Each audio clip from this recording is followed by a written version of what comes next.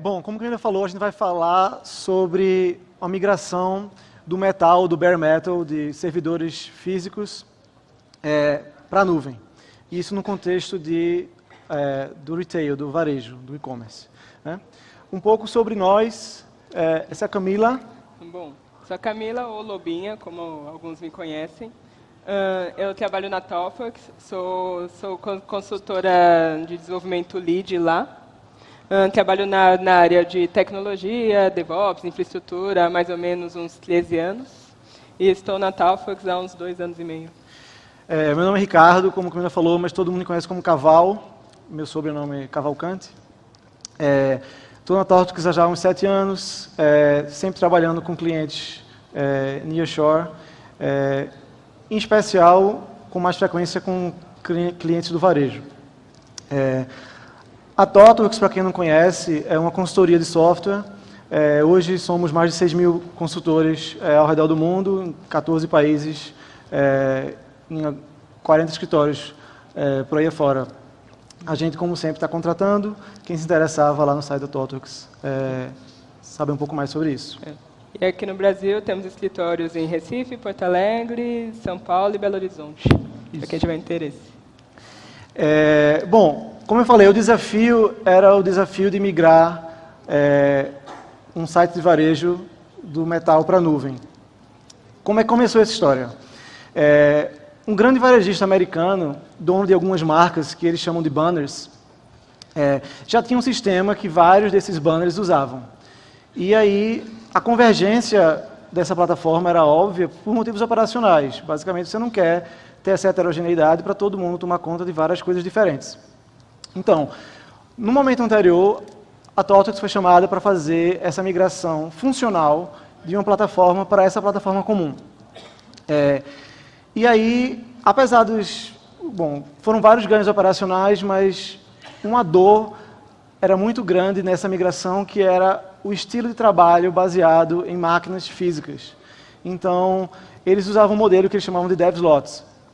Basicamente, se você quisesse ter um ambiente novo de desenvolvimento, um ambiente de QA novo, você fazia uma requisição e depois de 3 semanas alguém ia ter acabado de configurar aquela máquina, colocar tudo que tinha precisado lá dentro, e aquele Snowflake estava lá novo, rodando o que você queria, até ele parar de funcionar e ter todo um processo de conserto. Além disso, para esse último banner que precisaria ser migrado, tinha também a questão da Black Friday. Como aguentar a quantidade de requests da Black Friday que chegaria eventualmente. Então, nessa nova aventura, além de a gente migrar algumas funcionalidades, a gente também encampou-se na ideia de migrar essa infraestrutura. Sair daquelas máquinas físicas configuradas manualmente para uma infraestrutura na nuvem. Então, a ideia, novamente, uniformizar a operação e baixar o custo da infraestrutura. E a gente vai mostrar como a gente fez isso e o que a gente conseguiu. Essa empreitada, num momento do pico de pessoas, envolveu mais de 50 pessoas divididas em 7 times. Uma parte dessas pessoas trabalhando em funcionalidades que estavam ausentes na nova plataforma, e uma parte delas trabalhando na infraestrutura. A gente aqui vai focar nessa migração da infraestrutura. Bom, sobre o nosso destino. A nossa escolha como consultores foi natural pela Amazon, dado que o cliente já possuía contratos com a Amazon em outros experimentos e outros serviços que ele já possuía, além do compliance em relação a algumas coisas de contratuais e tudo mais. Só que o que nos fez preferir a Amazon, mesmo independente de contratos e tudo mais, foi a simplicidade dos dashboards da Amazon, pensando que a maioria dos consultores que trabalhavam do cliente não tinham tanta facilidade em relação a utilização de linhas de comando, em relação à parte de programação e tudo mais. Então o fato de você conseguir ter um pouco mais de propriedade da infraestrutura através de painel facilitou muito a curva de aprendizado dos consultores que já estavam no cliente. E a AWS também é mais madura em relação à documentação, em relação à parte das CLIs, ao suporte a outras linguagens de programação. E, então, para a gente isso foi preferível também, além do suporte 24/7 que eles possuem, o contrato de SLA e tudo mais, que também para o caso do nó dos clientes isso era bastante importante, principalmente pelas curvas de aprendizado. Então, na época, nós pensávamos em ir para Kubernetes, só que na Amazon, na época, não havia suporte para Kubernetes. Então, utilizamos o ECS nessa época, para a gente não ter que subir uma máquina independente, subir o Kubernetes e dar manutenção, fazer manutenções manuais, ou mesmo com automações via scripts. Então, preferimos usar ECS nesse momento. E também, em relação ao banco de dados, utilizamos RDS, pensando na redução de custo com infraestrutura, e também em relação ao licenciamento, que já é embutido no preço por hora de cada máquina. Tá, falando um pouco sobre o caminho que a gente seguiu até chegar no final dessa migração. Tendo uma ideia um pouco da linha do tempo, esse engajamento durou cerca de 1 ano e meio. A gente começou em abril de 2017, e o primeiro marco era de dockerizar essa plataforma única, que era baseada em um monolito. A gente vai falar um pouco mais sobre isso. Depois disso, a gente trabalhou em pipelines de build e deploy para essa infraestrutura nova. Depois de algum tempo, a gente conseguiu fazer um go live interno daquela plataforma, em que os próprios funcionários da empresa podiam fazer compras no site, e depois um go live externo para o público geral. Finalmente, houve Black Friday, logo assim, um pouco após esse go live, e aí a gente começou um processo de handover que a gente vai falar também. Ao longo desse período, a gente fez diversos showcases internos das funcionalidades que eu mencionei que também foram migradas. Então, falando um pouco sobre esse primeiro marco. Bom, o primeiro momento foi fazer com que a plataforma de e-commerce funcionasse na AWS. Havia uma tentativa anterior do cliente em tentar até fazer com que essa plataforma funcionasse e não deu certo. Então, um dos nossos primeiros desafios foi mostrar que era possível para que a gente pudesse colocar a infra toda ali funcionando na nuvem. Conseguimos fazer isso, e a partir desse momento, a gente já tinha a plataforma inteira de e-commerce funcional, ainda não clusterizada, mas a gente tinha a instância single com todas as funcionalidades já na nuvem.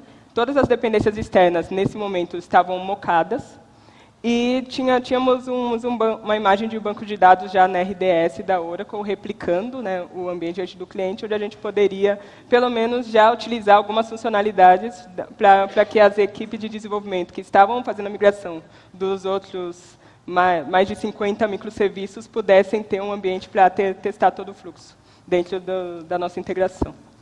Isso. Uma vez que a gente demonstrou a viabilidade de rodar na nuvem, então a gente teve que começar um processo de criar novas pipelines de build e de deploy.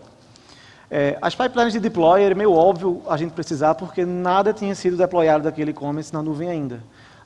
Apesar de ser baseado no monolito, a arquitetura estava na transição para microserviços, então tinha diversos microserviços associados àquele, extraindo comportamento daquele monolito. Então, nunca tinham deployado para a nuvem, precisava de pipeline para deployar para a nuvem. Mas, além disso, mesmo esses microserviços que já eram uma tecnologia mais avançada, e rodavam em Docker, por exemplo, eles não seguiam princípios de 12-factor apps. Por exemplo, eles não faziam output dos logs para o standard out. Então, a gente não conseguia coletar logs, porque na infraestrutura atual que eles tinham dos outros bundles, faziam coisas especiais. Então, a gente também teve que criar novas pipelines de build, mesmo para coisas que já haviam builds existentes que eram usados por outros bundles. A gente vai falar um pouco como a gente fez como era esse processo de build e como era esse processo de deploy.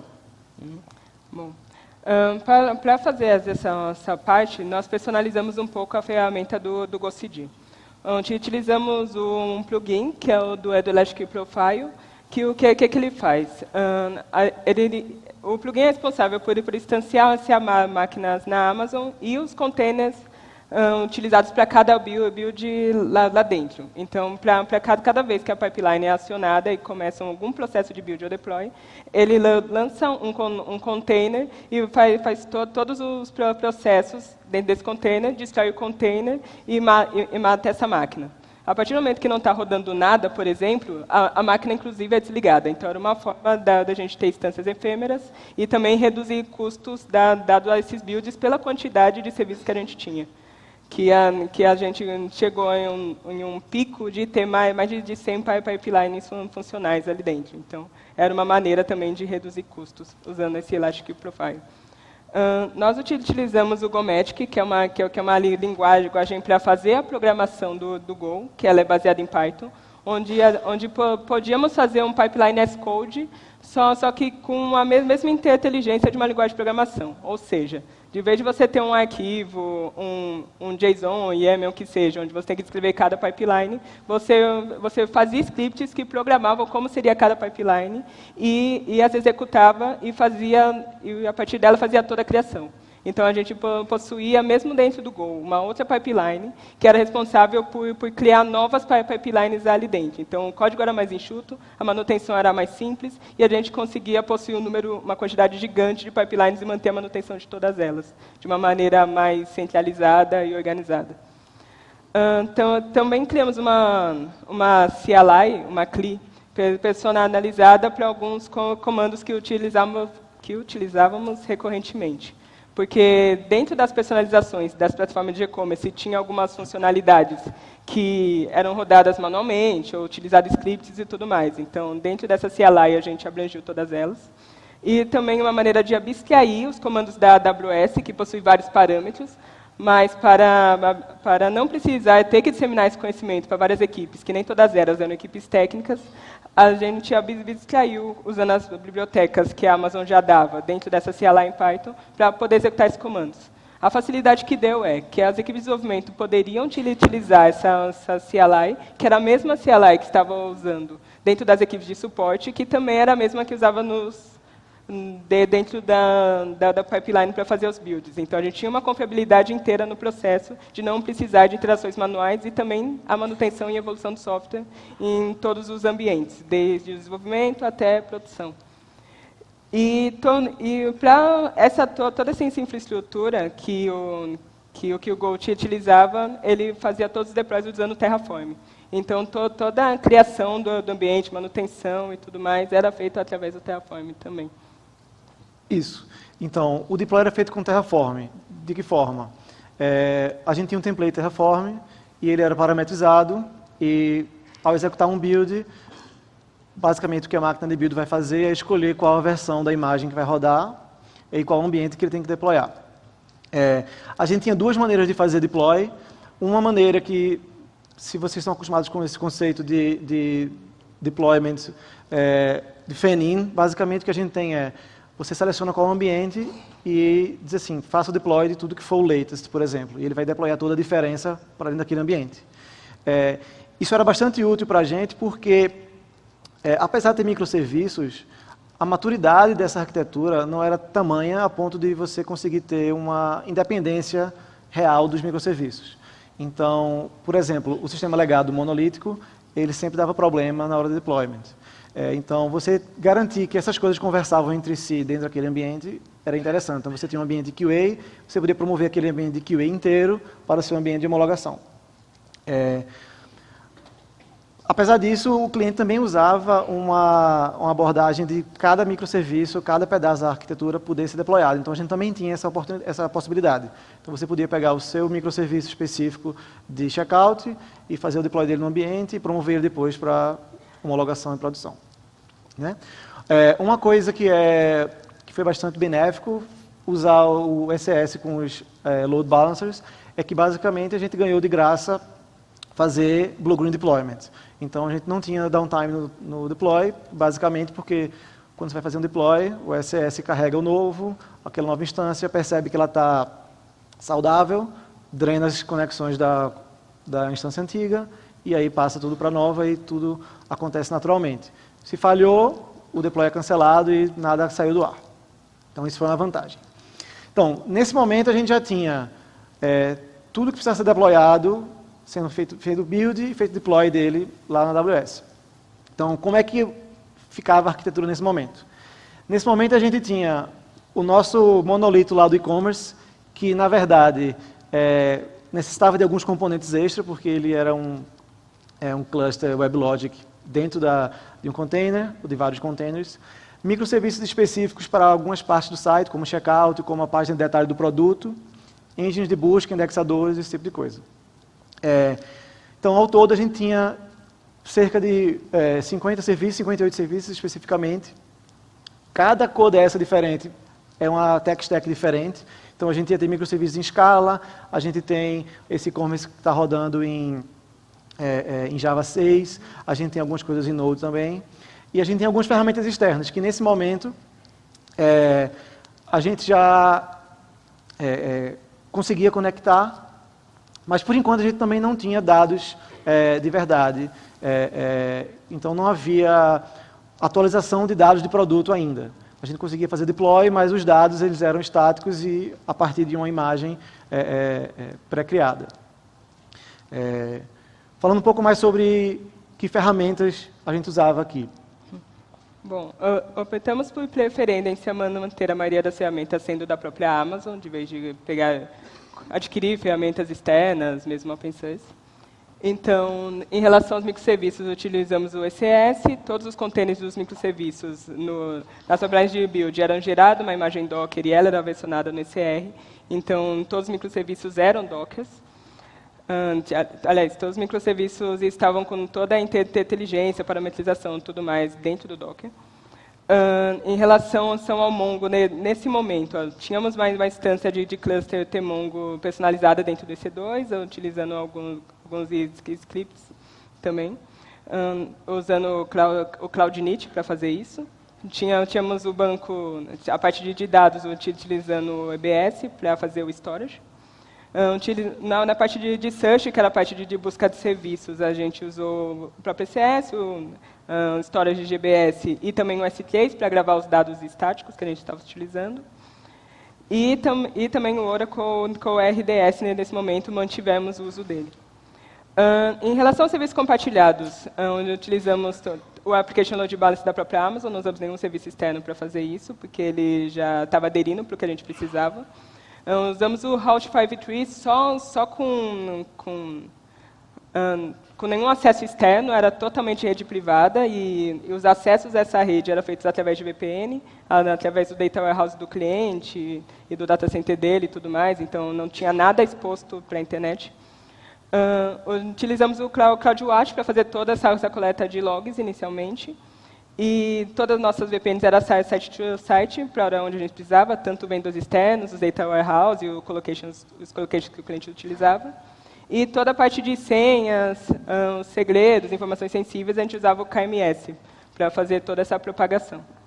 E no caso, dentro do Terraform, como estava tudo parametrizado, todos os ambientes poderiam ser criados em mais ou menos uns 40 minutos, porque o banco de dados demorava um certo tempo. Então, em uns 40 minutos, você tinha um ambiente inteiro, que se você precisasse. Se você precisasse de um novo para fazer teste e tudo mais, em 40 minutos você já tinha um ambiente completo instalado, que antes demorava aquelas 3 semanas para você ter um ambiente capenga. Hoje é possível ter em 40 minutos. E dependendo se o banco de dados já tiver ok, ou se for uma atualização, às vezes em 10 minutos você já tem um ambiente completo. Exato. A partir daí a gente começou a trabalhar em coisas para fazer um Go Live interno, né? Isso. E aí, a partir do Go Live interno, a gente já tinha os dados reais de produtos disponíveis, que a equipe de data do cliente já passou para a gente algumas informações para a gente poder trabalhar. Já tínhamos a integração com os ambientes externos que o cliente possuía, que aí era em relação à parte de pagamentos e tudo mais, a gente já tinha essas conexões com essas APIs. E começamos os processos para as ETLs, que no caso a gente tinha várias conexões com vários bancos de dados externos e alguns dentro do collocation do próprio cliente, onde a gente tinha que fazer a transformação desses dados, jogando para o Mongo ou até para dentro de outra instância Oracle. Então, a partir daí, a gente começou a fazer todo esse trabalho em relação à gestão de dados e os jobs e os schedules. Essa parte de ETLs foi uma das partes mais interessantes, porque no cliente havia uma cultura muito forte de separar os dados da engenharia.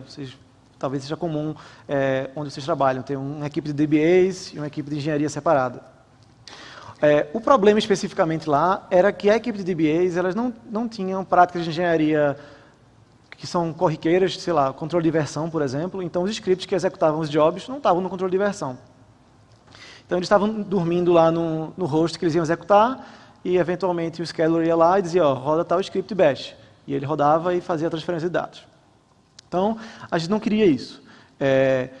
O que a gente fez foi, a gente transformou cada job num container Docker efêmero para executar o job dele. Então, se eu preciso transferir dados de produtos de um sistema num colocation separado para dentro da AWS, uma instância Docker vai subir, vai executar aquela transferência de dados, copiar para o lugar correto e vai dormir, tudo bem. Então, tudo que o scheduler tem que fazer é usar um comando da CLI e dizer assim, ó, liga tal serviço, que ele vai, e a execução dele, o comando Docker que ele executa é justamente o script que já está dentro dele. Basicamente, os ETLs eram usados para popular caches ou indexadores de busca e trazer dados de produtos, atualização de dados de produtos. Uma empresa de varejo, diariamente, tem muitos dados. Preços, produtos, promoções. Exato, preços e promoções e dados de produto, descrição de produtos, imagens, esse tipo de coisa. Basicamente, com isso a gente ganha todo aquele código que antes dormia num host, um nome absurdo que ninguém lembra, agora ele está no GitHub e ele pode rodar e executar. Você consegue testar localmente a sua ETL, porque você pode rodar o Docker na sua própria máquina, e aí tudo bem. Outra melhoria que foi feita para isso foi em relação à parte das redes. Então, para cada ambiente, nós tínhamos uma rede segregada, que tinha suas próprias conexões de VPN e as próprias configurações internas de autenticação a partir da rede do cliente, das conexões externas também. Conseguimos também acabar com alguns problemas que a gente tinha com alguns vendors externos, principalmente de latência e velocidade, e a velocidade que os dados eram trafegados, caso de banda e tudo mais, fazendo staging desses dados no S-Case. Então em alguns serviços que nós possuímos, a cada hora ele fazia staging desses dados. Se ficasse fora do ar, a gente tinha esse dado estático para manter o serviço funcional, até ter a disponibilidade novamente do serviço, já que isso estava fora do nosso controle, vamos dizer assim. Em relação às ETLs, a gente fez uma bastante refatoração em relação ao código tinha, porque tinha PostgreSQL, tinha Jython ali no meio, tinha alguns scripts de SQL, então algumas coisas a gente teve que refatorar. E a partir do momento que tinha as instâncias efêmeras, era possível a gente conseguir ter um pouco mais de performance, que a gente aumentou memória, CPU e tudo mais, já que o custo valia a pena, já que ela não ficava lá no ar o dia inteiro. Então, a gente conseguiu aumentar a velocidade que esses dados eram trafegados. Então, mais ou menos um processo de atualização do site, que era de produtos, preços e serviços, durava mais ou menos umas 6 horas. Então, digamos que começa a partir das 10 da noite e terminava umas 4, 5 da manhã. Aí, esse tempo reduziu para 2 horas. Então, já para meia-noite e pouco, a gente já estava começando a atualizar cache. Então, com toda essa mudança, a gente teve uma velocidade muito maior e um melhor tempo de disponibilidade desses serviços também. E zero downtime. E também uma outra coisa que a gente acabou fazendo foi a parte da migração do MongoDB que estava no EC2 para o Mongo Atlas, pois o cliente não gostaria de investir em ter uma equipe para dar suporte ao Mongo. Ele já tinha uma equipe que suportava o Oracle, mas ele não gostaria de dar esse suporte de infraestrutura em relação ao Mongo. Então, no Mongo Atlas, ele dá um painel, um dashboard muito parecido com o RDS da Amazon para fazer toda essa gerência, inclusive do cluster e tudo mais, além de compartilhar via peering a conexão com a nossa própria conta da Amazon. Então, nesse caso, o cliente preferiu, para a gente também foi bom e diminuiu a parte de manutenção e ficou mais simples para as equipes de data fazer esse onboard, vamos dizer assim, de conseguir lidar com essa nova infra. Isso. Então, nesse momento, a gente já conseguia fazer compras efetivamente no site, porque a gente tinha conexão com os gateways de pagamento, o sistema de processamento de envio e produtos, e também dados de produtos de verdade, sendo alimentados ao sistema com regularidade. E aí a gente estava quase pronto para fazer o nosso Go Live externo. E aí a gente vai falar um pouco sobre como foi esse processo para fazer esse Go Live externo. Bom, a partir daí, nos preparatórios, a primeira coisa foi a parte de performance. Então, nós pegamos os dados da Black Friday de 2016, onde o site do cliente não ficou muitas horas no ar, Então, a gente pegou o dados do volume de acesso de cada serviço e começamos a montar os scripts fazendo caminhos comuns de vamos fazer uma compra, vamos reservar um produto, vamos fazer um cadastro, por exemplo. A gente montou vários scripts de rotina e começamos a fazer os testes. Primeiro rodando a 50% dessa capacidade, depois 100%, até chegar em 250%. Conforme a gente conseguiu o resultado que nós esperávamos, a partir daí, a gente já habilitou a infraestrutura para suportar a Black Friday que iria vir. E nesse momento, uma coisa que a gente acabou ganhando nessa época é que a gente estava ainda no impasse de decisão se manteria o Oracle no RDS ou se a gente iria para o Oracle Cloud para funcionar como Mongo Atlas. Mas aí nós analisamos que os testes de performance no Oracle RDS tiveram melhores resultados do que o Oracle Cloud. Então, mantivemos lá na Amazon por conta disso. Além do cliente já estar acostumado, já está tudo no Terraform, enfim, era muito mais simples. Bom, em relação a uma parte de monitoração, o cliente já possui alguns compliances com ISO 27000, ITIL, essas coisas, então eles já tinham alguns processos já desenhados. Só que a gente precisou adaptar esses processos para a realidade de cloud. Então, passamos a adaptar alguns scripts que eles já possuíam para conversar com a nossa infraestrutura na nuvem. E algumas coisas também foram adicionadas por causa dos novos serviços. Implantamos o Elasticsearch ali para conversar com o CloudWatch para a gente coletar mais dados, já que a gente tinha muito mais microserviços para monitorar. Então, o Elk ajudou muito a gente ter uma resposta rápida para e cruzamento de informações para a gente saber o que está acontecendo com o ambiente, dado que aumentou a complexidade. O cliente já possuía Nagios e New Relic, então a gente usou alguns plugins que o New Relic já possuía, para que a gente pudesse fazer uma monitoração mais abrangente da Amazon, que realmente é muito legal a forma que o New Relic está trabalhando agora com o suporte AWS. Então, com isso, a gente tinha uma monitoração completa em relação à saúde dos clusters, a como a R10 estava respondendo, como cruzar essas informações também entre um serviço e o outro, para a gente ter uma métrica do que está acontecendo, com uma velocidade muito mais rápida do que olhar vários dashboards diferentes e tentar ficar assinalando o que está acontecendo. Então, a gente já tinha uma resposta muito mais rápida de personalização de dashboards. E o cliente já possuía uma conta no PGDuty, que é uma ferramenta de acionamento de monitoração, né, que trabalha com as equipes de suporte e SLA. Então, ele já mandava SMS, e-mail e telefonemas para as equipes, fazendo a grade de horários de SLA e tudo certinho. E como a ferramenta também tinha uma API personalizável, a gente incluiu ela dentro do nosso Terraform para já garantir que todos os serviços que eram necessários ter alguma monitoração específica já tivessem isso configurado, facilitando a não interação manual também. E, finalmente, na hora de fazer o Go Live, a gente seguiu um processo que já era praxe, na verdade, no cliente, que é o de fazer um canary release. Basicamente, a ideia é de você fazer um release para um grupo pequeno e depois, quando você percebe que tudo deu certo, você amplia a sua base de usuários. A história, para quem não conhece, é um pouco triste, na verdade, a ideia de você usar um canário para entrar nas minas de carvão e, basicamente, o bicho vai morrer antes das pessoas que estão indo atrás dele. Fiquei muito chateada quando descobri isso. Bom, para fazer o Canary Release funcionar, introduziu-se uma camada de CDN à frente do site, que já era praxe também, e nessa camada é que havia configurações de, chamam de Coin Flip Logic, basicamente é decidir qual o percentual de pessoas que vai entrar, similar a um teste AB, mas na verdade não exatamente, mas qual o percentual de pessoas que vai ter acesso ao site novo. Então, começando com 5%, e aí durante 2 semanas, coisas que foram ocorrendo foram sendo corrigidas, até chegar 2 semanas depois a 100%. Quando a gente estava com o site no ar, faltava 5 semanas para Black Friday. E aí era basicamente o timing que a gente queria para poder testar o site com 100% dos usuários para a Black Friday que ia chegar.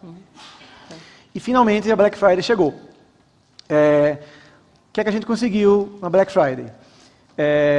Em alguns momentos a gente chegou a ter mais de 30 mil requisições por minuto. A gente está falando do site de apenas um banner. As vendas foram 3% acima do plano, que já era um plano agressivo, e 60% acima do ano anterior. Tão grande é 60% porque no ano anterior teve um grande outage para o site do cliente. Eles ficaram 4 horas fora do ar durante a Black Friday. Foi bem ruim. Uma coisa curiosa é que o cluster, justamente por causa dessa cultura de hosts estáticos, havia um certo receio de que tudo ia dar certo ou não, se a escalabilidade ia funcionar. Então, o site estava bastante sobredimensionado. O cluster da gente, por exemplo, no maior pico durante a Black Friday, a CPU chegou na casa apenas dos 20%. Então, a gente já sabia que, no futuro, a gente ia ter um trabalho aí de redimensionamento desse cluster. E aí, a gente vai falar sobre isso. Aí começa a parte divertida, né? Aí pegamos todas as métricas que estavam no sistema de monitoração que estávamos utilizando para saber o quanto cada microserviço recebeu de aquisição durante os picos da Black Friday. E começamos a fazer alguns cálculos estatísticos para saber o quanto realmente precisava ter de configuração. A primeira coisa foi reduzir o número de instâncias por cada microserviço, pois possuímos alguns microserviços que não teve nem 5% de utilização, mas tinha 6 instâncias nela carregada, por exemplo. Então, a gente começou a diminuir esse volume de instâncias que já diminuiu algumas quantidades de máquinas que a gente tinha usado. Aí depois a gente começou a verificar as métricas de CPU e memória que estavam sendo setadas para cada serviço e também começamos a diminuir e rodar os testes de performance baseado na Black Friday atual. Então, a gente refez os testes de performance usando os novos dados para ver se realmente aguentaria dimensionando para baixo. E, a partir daí, a gente foi ajustando. Aí, só que aí, nesse momento, o autoscaling ficou meio doido, porque estava tudo metrificado para acima de 80%, escala para cima, acima de 20%, escala para baixo, só que aí, como a gente tinha feito um redimensionamento, precisou também refazer toda a política de load balance, de autoscaling e load balance. Então, a partir do momento que redimensionou isso, aí a gente começou a colher os resultados. Fizemos novo teste de performance e o site aguentou 100% que a gente estava esperando, inclusive escalando quando precisava. Os nossos testes de performance chegou a ter mais de 45.000 RPM. Então, os resultados que a gente teve foi economizar mais de 50%, que inclusive era mais do que o cliente estava esperando gastar. Então, falando em dinheiros, né, a gente economizou mais de $100.000 de infraestrutura do que ele já gastava nesse banner por mês. Por mês, isso. Isso comparado com o mundo anterior, que era o de máquinas físicas e compradas e amortização de longo prazo e tudo mais.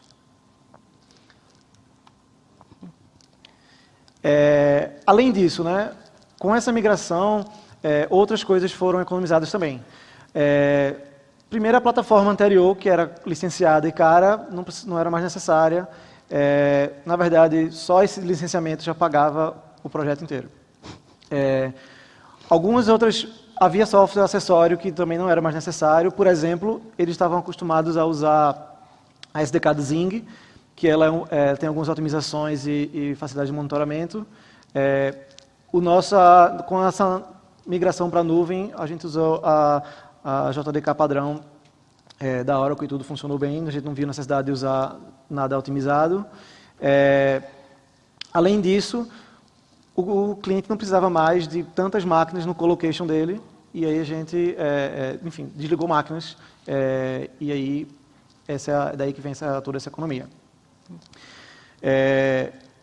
Essa parte de economia e redimensionamento foi o início do processo de handover, mas teve mais coisa nesse processo de passagem de bastão para o cliente. Então, a partir desse processo, desde o começo, a nossa forma de trabalhar deixando no cliente dentro da nossa rotina de trabalho o tempo todo, sempre conversando, mostrando showcase e tudo mais, o cliente já estava habituado com o que nós estávamos fazendo. Então, só dentro desse processo de handover, como estava em contrato, a gente marcou vídeos de algumas ações que a gente tinha que fazer rotinamente, as mudanças que a gente teve em relação ao ambiente atual deles e o novo que a gente criou. E também nós pareamos, junto com o cliente, fizemos documentação. Mas, acima disso tudo, como a gente usou tudo como infraestrutura, como código, tanto a pipeline, tanto a criação de servidores, serviços, a parte da dockerização e tudo mais, para o cliente o processo foi muito mais simples de entendimento e aprendizado. Inclusive, para as equipes não técnicas do cliente, já conseguiam fazer manutenção dentro do Terraform, sem precisar conectar com as equipes de infraestrutura. Então, isso facilitou muito fazer os troubleshootings, mesmo nas equipes que seriam as equipes de negócio. Já conseguiam discutir melhor, com mais propriedade, com as equipes de infraestrutura, suporte, monitoramento, os QAs. Então, isso facilitou bastante a ideia de que não ficasse tudo tão automatizado e não tão técnico, mas sim numa linguagem melhor de negócios, mesmo dentro do código. E também a gente automatizou algumas burocracias que eles tinham também, principalmente em relação à gestão de dependência, esse tipo de coisa, que facilitou muito algumas conversas e reuniões intermináveis que o cliente tinha. Aí acabou facilitando, porque o acesso às informações era mais rápido, saber onde estava cada coisa estava mais simples. Então, a gente deu uns ownerships para algumas pessoas ali do cliente. Tanto que algumas pessoas que eram só consultadas por algumas coisas e nem participaram de algumas reuniões, elas já estavam tendo mais destaque dentro do cliente, participando de reuniões que tinham muito mais importância e tudo mais, que para a gente isso foi um ganho inestimável, assim, dar esse empoderamento para algumas pessoas e algumas equipes. E também em relação aos logs e dashboards serem todos abertos. Então, qualquer pessoa dentro dos times daquele banner poderiam acessar, sendo equipe técnica e sendo pessoas de negócio também. Inclusive a parte de preços. Então, qualquer um do time poderia saber o que estava sendo gasto na AWS, o que estava sendo gasto externamente, e conseguia fazer dashboards com aquilo, para todo mundo ter completa noção do que estava acontecendo. Bom, essa foi a nossa história. Muito obrigado pela presença. A gente tem tempo para perguntas também.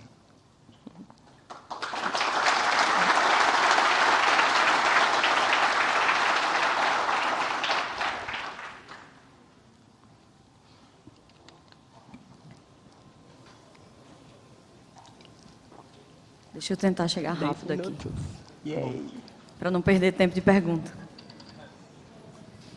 Quando vocês falaram sobre o redimensionamento aí da plataforma, me pareceu um tom um pouco dolorido, né? Mas isso teoricamente era para ser um pouco fácil, já que está tudo na plataforma, já que está tudo na nuvem, né? Por que foi difícil e se vocês veem algum ponto de melhora no futuro? Tipo, a aplicação não foi feita para isso, ela não era resiliente, ela não era elástica bastante para ser fácil isso? Esse era o principal motivo. A gente está falando de o principal componente da plataforma era um legado que rodava em WebLogic, 11G. Então, acho que não sei se é hora de dar suporte ainda esse negócio. Não. Então, esse era o principal problema. Ele era o maior container de todos, então ele era, sei lá, 5 vezes o tamanho de qualquer um, e ele demorava 10 vezes mais tempo para carregar, por exemplo. Então, por exemplo, a gente vai fazer um deploy, ele é a última coisa que carrega lá no ambiente. A gente vai fazer um outscaling, ele é o maior bloco que vai entrar naquele computador. Então, ele não pode... Esse cidadão aí é o maior problema dessa arquitetura, entendeu? Ele atrapalha a gente a fazer outscaling, ele demora mais para carregar, ele demora mais para morrer. Então, ele é o principal vilão dessa história toda. Algumas coisas que a gente fez para mitigar esse caso é que a parte do WebLogic para conversar com os nós, né, que tinha as conexões dos nodes, ele precisa fazer essa conexão, né, com ele para estando ok, estando health, ele começa a funcionar. Então, a gente teve que mexer um pouquinho na estrutura do WebLogic para que pudesse ter uma independência para os serviços subirem sem ter que fazer essa comunicação. Que é o que acontecia. Às vezes você escalar, subia 5 instâncias desse website. Se elas não se conectassem, elas ficavam idle, caía e voltava. Aí começava a encher o XML de informação e ele não encontrava mais, porque são dockers. Então, cada docker novo é um registro novo, não é o mesmo nome. Então, a gente teve algumas dificuldades com isso, que a gente sanou. Só que, mesmo assim, tinha essa dor em relação ao tempo, que era uma máquina que utilizava muita memória, teve uma configuração personalizada de JVM e tudo mais. Mas para enxugar os microserviços foi muito tranquilo. Como os microserviços a gente teve que, basicamente, fatiar a infra toda e fazer vários dockers separados, para a gente acabou sendo mais simples. Então, a parte do website era a primeira preocupação, tanto foi o último dimensionamento que a gente fez, só que os microserviços foi tranquilíssimo fazer isso. Mas o problema foi essa plataforma do e-commerce mesmo, que hoje o cliente está estrangulando ela, para que se livre dela de uma vez. A gente tem mais uma pergunta. Parabéns pela apresentação, mas eu queria saber assim, uma coisa que, né, até está sendo um pouco comum nas apresentações, que eu não consegui ver, migrar o sistema, no meu ver, assim, é mais fácil do que você migrar esquema de dados ou os próprios dados. E eu queria saber assim, o que vocês fizeram, alguma coisa, assim, teve que fazer a mudança de esquema, quando vocês começaram a sair, assim, tipo, o que vocês tiveram que fazer, que dificuldades vocês tiveram nisso com os dados, assim, para na hora de começar a subir uma plataforma nova ali, que o internal lá começou a funcionar, como que vocês fizeram essa sincronização com o que estava de antigo para o novo? Tá. Posso falar. Tem duas coisas importantes na plataforma de e-commerce: dados de usuário e dados de produto. Dados de produto é menos preocupante porque você só lê eles. Então é somente leitura. Então você consegue ter uma mesma fonte de verdade e mesmo a plataforma antiga como a nova, se elas estão lendo do mesmo lugar, tudo bem. Com dados de cliente, especialmente quando você faz um canary release que tem grupos diferentes, é um pouco mais complicado. Então, o que a gente tinha, um dos jobs que a gente tinha era de transferência de dados de cliente. Então, se alguém fizesse uma conta no sistema novo, ela tinha que ser replicada no antigo e vice-versa. Porque alguém podia, apesar de ter um cookie no seu device, você podia chegar no trabalho e abrir a máquina no computador e aí ia ser um novo usuário. O grande desafio, na verdade, é que os dados de produto eles chegaram tarde para a gente. Especialmente porque grande parte da migração, que foi a história que a gente não contou, é a migração de funcionalidades. E essa sim dependia dos dados. Mas, assim, resumindo, o esquema de dados ele já era conhecido porque os outros bundles já usavam esse sistema comum. Então, isso foi relativamente simples. E os dados de usuário, a gente teve que fazer esse job de migração e sincronização. Bom, e ferramentalmente, a gente usou o Liquibase para ajudar nesse primeiro momento. Então, a gente meio que fez uma engenharia reversa do banco de dados do Oracle para pegar os esquemas, ver o que batia, o que não batia, o que podia jogar fora, dentro desse sentido. Isso. E aí a gente começou a fazer os versionamentos a partir daí, e testando e validando até receber todos os produtos. Isso. Na parte das ETLs, que foi o maior trabalho, porque a maioria dos scripts eram personalizados para cada banner, então a gente pegou scripts de outro banner para adaptar para o nosso também, então a gente gastou um belo de um tempo, né, basicamente fazendo um trabalho de DBA, basicamente, né, analisando, verificando, alterando os esquemas. E depois que a gente conseguiu performar isso, né, ter um pouco mais de velocidade para fazer esse trabalho, aí foi tranquilo. Os últimos impactos que a gente teve em relação à parte de dados é a parte dos jobs noturnos, que é a atualização de preços, produtos e promoções. Aí a gente ficou mais ou menos acompanhando isso durante umas 2 semanas, verificando e fazendo fix junto com a equipe de data. E aí, beleza, like a charm, ficou tudo certo. Só que, a primeiro momento, a gente teve mais essas complicaçõezinhas, mas a ideia não foi reinventar a roda. Foi ver o que dava para fazer com o que já estava, sem fazer tantas mudanças, porque a gente queria garantir a compatibilidade com tudo. Mais uma pergunta aqui, talvez a última. Qual ferramenta vocês usaram para fazer o teste de performance? Usamos o Gatling. G-A-T-L-I-N. Foi rápida. Caval e Lobinha ficam aí mais um tempo, então vocês podem aproveitar o break para falar com eles e fazer mais perguntas, tirar mais dúvidas. Muito obrigado, pessoal. Obrigado. Aproveitem aí o break.